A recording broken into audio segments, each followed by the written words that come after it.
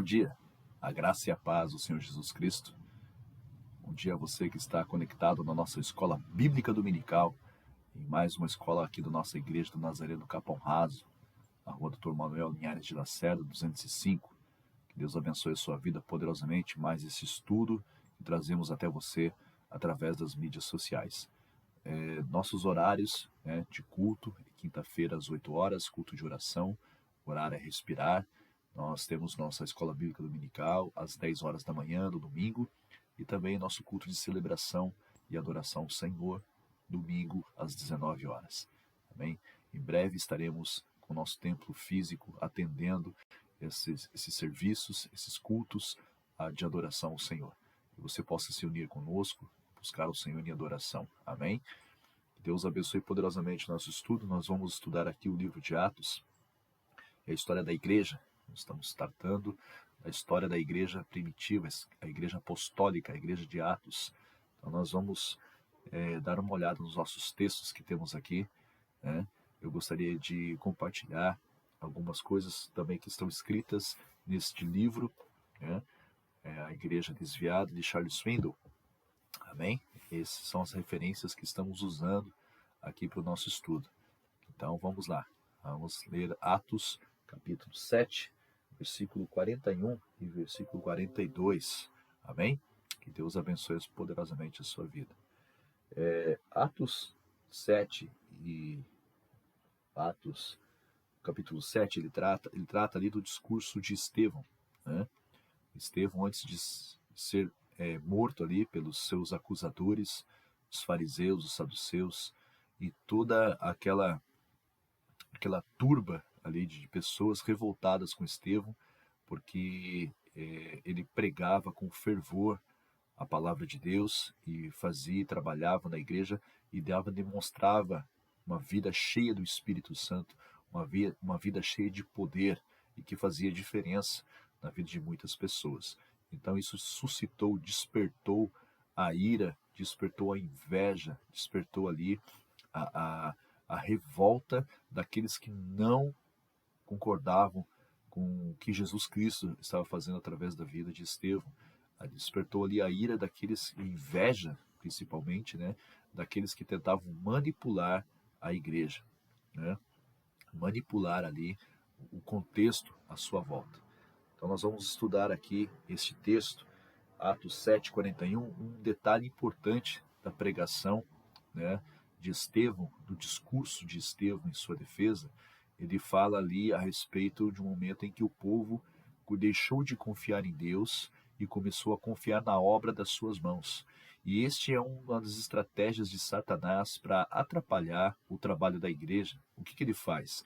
Ele faz com que a igreja se importe mais com os seus estratagemas, com os seus esquemas, com as suas maneiras, as suas técnicas para angariar pessoas e deixe de ter uma vida de oração e de poder na palavra de Deus. Quando uma igreja se afasta da palavra de Deus, ela se afasta da presença de Deus, ela deixa de orar para fazer certas coisas, para fazer outras coisas, ela tem a tendência de naufragar, ela tem a tendência de falir, fracassar nos seus propósitos. Então a igreja que se afasta dos caminhos de Deus, uma igreja que se afasta do propósito estabelecido por Deus pela sua palavra, é uma igreja fadada ao fracasso. Ela vai fracassar, ela vai falhar. Então isso é uma estratégia de Satanás para impedir o trabalho da igreja. E tem dado certo, infelizmente, em muitas igrejas. Muitas igrejas se orientam pelas suas técnicas de marketing, pelos seus planejamentos mirabolantes para conquistar pessoas, para inflar, para inchar, como se fosse um órgão com problema de saúde. Então, a igreja que tem esse comportamento, ela se afasta dos caminhos de Deus. Vamos ler o que diz o texto nesses versículos, Atos capítulo 7, versículo 41 e 42. Acompanhe comigo o que diz a leitura da palavra do Senhor. E naqueles dias, Estevão discursando sobre o povo e a rebeldia do povo contra Moisés e contra a lei de Deus. E naqueles dias fizeram um bezerro e ofereceram sacrifícios ao ídolo. e se alegraram nas obras das suas mãos. Mas Deus se afastou e os abandonou a quem servissem ao exército do céu, como está escrito no livro dos profetas: porventura me oferecestes vítimas e sacrifícios no deserto por 40 anos, ó casa de Israel. Então veja, isso é o que acontece quando a igreja deixa de viver a palavra de Deus e deixa de orar, as duas colunas que sustentam toda a igreja. Né? E esses devem ser os parâmetros que sustentam toda a atividade da igreja. Tudo que nós fazemos em oração e na palavra, que não contradiz a palavra, vai prosperar. Tudo que fazemos sem orar e contrário ao que diz as Escrituras, vai fracassar. Por quê? Porque Deus se afasta. Deus ele não compactua com a obra das nossas mãos, porque isso é idolatria. É a mesma coisa que eu confiar a minha salvação naquilo que eu faço, como se eu fosse merecer a salvação. E isso é transferir a salvação para a obra das minhas mãos. Eu não tenho poder algum de fazer algo que Deus goste, a não ser obedecê-lo. Isso é o que Deus mais fica maravilhado em nossas vidas. Homens falhos, pecadores, voltam-se para Ele e o obedecem. E por obedecer, Deus nos salva, Deus nos ama, Deus derrama o seu amor. A única coisa que podemos fazer é seguir obedecendo a Deus.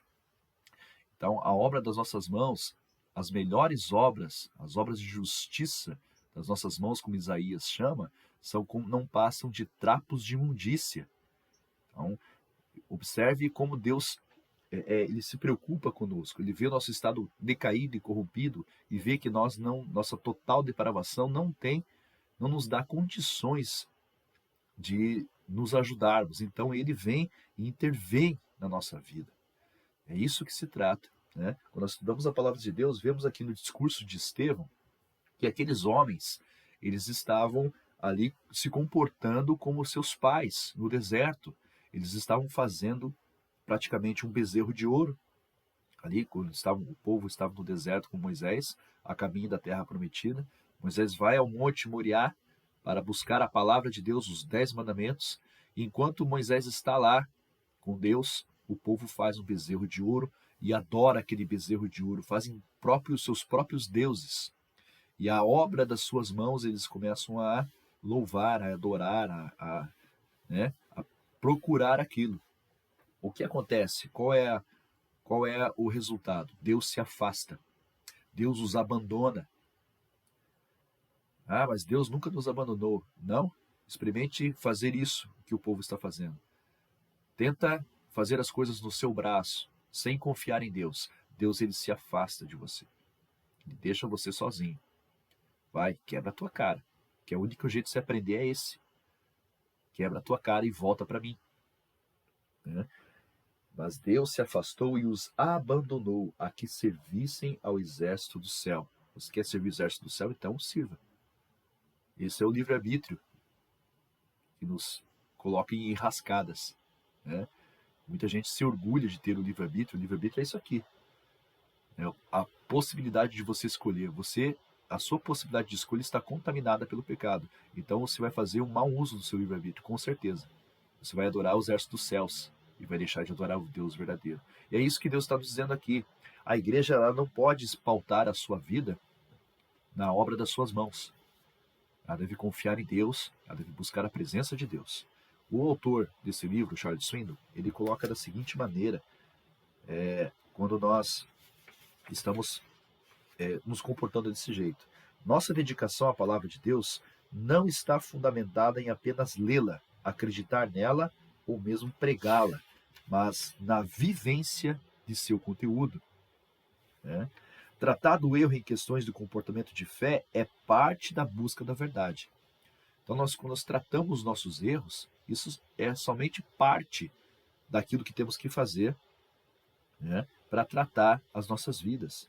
Contudo, tratar do erro também é parte parte da busca da unidade na igreja. Quando você trata os erros, né, você trata os erros dentro da igreja, você está buscando a unidade da igreja. Não está procurando dividir a igreja. Satanás, ele é específico nisso porque ele usa dos estratagemas, das estratégias de crescimento, de marketing, de tudo que a igreja acaba comprando do mundo. Veja onde é que a igreja traz isso, do mundo. Quando a igreja compra isso do mundo, ela está ali confiando nas obras que o mundo oferece. E aí as coisas acontecem. Pode acontecer uma divisão dentro da igreja. Um grupo de pessoas pode não concordar com aquilo. E aí traz o cisma, traz a divisão. Então, nós temos na palavra de Deus a base de tudo que nós precisamos para trabalhar para Deus, né? Lembre-se de que o próprio Deus não hesitou em tirar a vida de um casal, Ananias e Safira. Vocês lembram disso? Nós já estudamos essa passagem lá atrás, em alguns vídeos atrás. Você pode ver aí no nosso canal do YouTube da igreja, tem lá o vídeo que fala, acho que é o terceiro ou quarto vídeo que fala sobre Ananias e Safira. O que eles fizeram? Eles reteram parte, eles venderam uma propriedade que eles tinham, reteram parte desse valor e ofereceram o restante aos pés dos apóstolos, como se fosse o valor total do imóvel que eles acabaram de vender. Eles defraudaram, eles tentaram enganar os apóstolos e com isso tentaram enganar o Espírito Santo de Deus. É isso que Pedro revela a eles, né? E diz: vocês não tentaram enganar a nós, mas sim o Espírito Santo de Deus. Por que eles permitiram que Satanás entrasse na vida de vocês e contaminasse seu coração? E nós lembramos que Deus tirou a vida deste casal, e isso, quando Deus corrigiu esse erro, não dividiu a igreja. A palavra diz ali que todos que viram isso acontecer, que Ananias e Safira morreram, expiraram ali na frente do apóstolo Pedro, isso unificou mais a igreja ainda, isso juntou mais ainda, aumentou o temor do Senhor no coração das pessoas, e a igreja crescia vertiginosamente, né? Ela crescia em seu crescimento saudável, natural, sem estratagemas, sem estratégias, planejamentos mirabolantes, né? Que muitas pessoas tentam fazer para o crescimento da igreja. Deus dá o crescimento. E ele faz isso corrigindo os erros, corrigindo as falhas, corrigindo as sabotagens que Satanás tenta infiltrar na igreja. Veja só. Lembre-se que o próprio Deus não hesitou em tirar a vida do casal. E qual o resultado? O corpo de Cristo foi fortalecido, a causa de Cristo purificada, a palavra de Deus mantida. Esse foi o resultado, então, dessa passagem que nós já estudamos, né? Estevão estava aqui denunciando a mesma coisa. Olha, quando vocês fazem a obra das suas mãos e adoram isso, vocês estão simplesmente jogando a única oportunidade de salvação que é em Cristo fora. Vocês estão confiando na sua própria obra, vocês estão fazendo como nossos pais fizeram no deserto.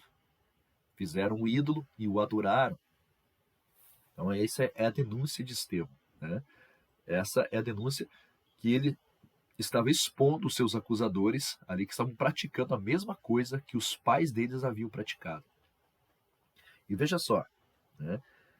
É o que Charles Swindoll ainda diz assim: ainda restarão desafios à igreja que Jesus está construindo?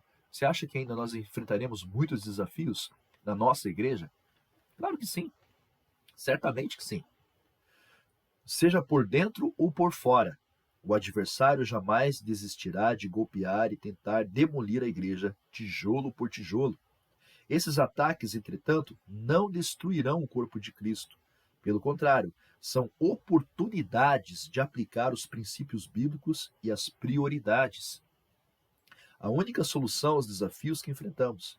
Precisamos ter os dedos sobre as páginas da Bíblia como um barco ancorado no cais durante uma tempestade violenta. Embora o objeto da nossa adoração não sejam as palavras impressas sobre o papel, as letras nos conduzem ao conhecimento daquele a quem adoramos, Jesus, nosso Senhor e Salvador. É isso que nós temos que entender. Nós não estamos adorando o objeto Bíblia, mas estamos seguindo essas palavras, aplicando elas ao nosso coração, à nossa mente, transformando a nossa forma de pensar, de agir, principalmente de agir. Praticando a palavra de Deus, nós absorvemos o conhecimento de Deus e somos salvos e somos edificados pela sua palavra. E a igreja cresce exponencialmente, naturalmente, vertiginosamente. Amém? Então, não temos que nos preocupar com estratagemas, com estratégias, com planejamento, com planos para crescer. Não. O que fazemos, fazemos para a glória e a honra de Deus. Amém? Precisamos viver ajoelhados. A oração é uma interferência radical no estado das coisas. É a maneira pela qual Deus concede poder aos que confiam nele. Uma dependência que nunca sofre variação. Mesmo depois dos 60 anos de idade e após anos de pregação fiel do Evangelho, Paulo continuou a caminhar em dependência de Deus. Não há como deixar de admirar a humildade deste apóstolo. Olha só o que ele diz em Colossenses, capítulo 4, versículo 2 e 4. Dediquem-se à oração, estejam alerta e sejam agradecidos. Ao mesmo tempo, orem também por nós, para que Deus abra uma porta para a nossa mensagem, a fim de possamos proclamar o mistério de Cristo, pelo qual estou preso. Orem para que eu possa manifestá-lo como me cumpre fazê-lo. Paulo era uma pessoa sem pretensões. O sucesso do ministério dele e os anos de serviço não foram capazes de produzir nele um falso senso de realização. E é isso que temos que cuidar. Não é porque fazemos isso ou aquilo e está dando certo que nós vamos nos sentir realizados com a tarefa, com a missão cumprida. Nós só teremos essa missão cumprida, essa sensação de dever cumprido, quando Cristo falar, agora sim vocês cumpriram a sua missão. Isso será na glória eterna. Enquanto estivermos neste mundo, teremos desafios, teremos lutas, teremos muito trabalho. Isso é a vida da igreja. Ele sabia que não havia alcançado esse objetivo. Paulo sabia e permaneceu dependente do Espírito de Deus. E assim, com gratidão genuína no coração, Paulo suplica a seus companheiros cristãos que orem por ele. Percebeu o poder que há desse tipo de atitude? Muito estimulante no primeiro século e muito raro no nosso século. Na época de Paulo, isso era muito estimulante e muito presente na igreja. Uns orar pelos outros. Eles confiavam no poder da oração. E aqui, as igrejas do nosso século parece que estão confiando mais nas obras das suas mãos, como no versículo 41 de Atos, nos seus bezerros de ouro, do que no poder real da oração, do poder que Deus dá a essa atitude. Muitas pessoas estão trocando as coisas. Não surpreende que Paulo tenha causado tanto impacto por Cristo no mundo conhecido da época.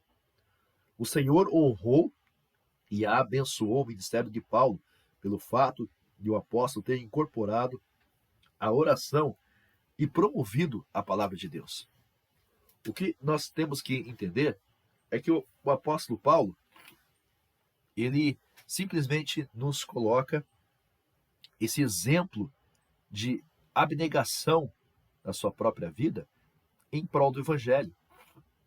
Ele não tem aquele senso de dever cumprido e por isso ele não idolatra a obra das suas mãos, mas ele agradece a Deus a oportunidade e pede mais poder em oração para completar a sua carreira.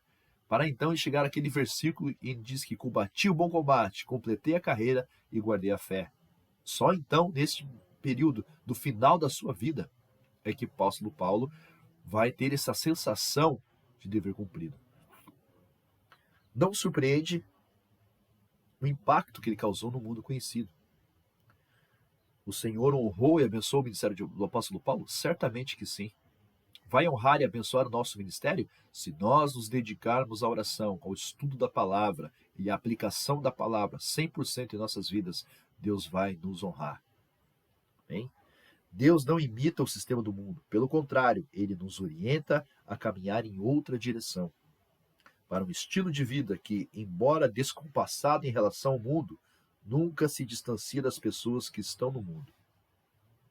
J. Wilbur Chapman um pastor evangelista que viveu entre o final do século XVIII e o começo do século XIX, ele comenta: não é o barco na água, mas a água no barco que faz o navio afundar. Do mesmo modo, não é o cristão no mundo, mas o mundo no cristão que constitui perigo. A igreja primitiva não pediu que Deus abençoasse seus estratagemas. A igreja não precisa de artifícios para atrair as pessoas. Antes, precisa ensinar as verdades bíblicas com consistência, pregar com ardor e viver com autenticidade. É isso que veremos no próximo capítulo que nós vamos estudar. Um assunto que o pastor Charles Swindoll queria escrever há muito tempo, né? As características de uma igreja contagiante, uma igreja transparente, uma igreja que prega com autenticidade uma vida cristã. Amém? Que nós possamos estar juntos no próximo estudo. Que Deus abençoe a sua vida, que você tenha um ótimo domingo, que você se prepare para o culto de adoração e celebração ao Senhor logo mais à noite, às 19 horas, e que Deus abençoe poderosamente, copiosamente a sua vida, em nome do Senhor Jesus. Deus abençoe e até a próxima aula, se Deus assim o permitir. Deus abençoe.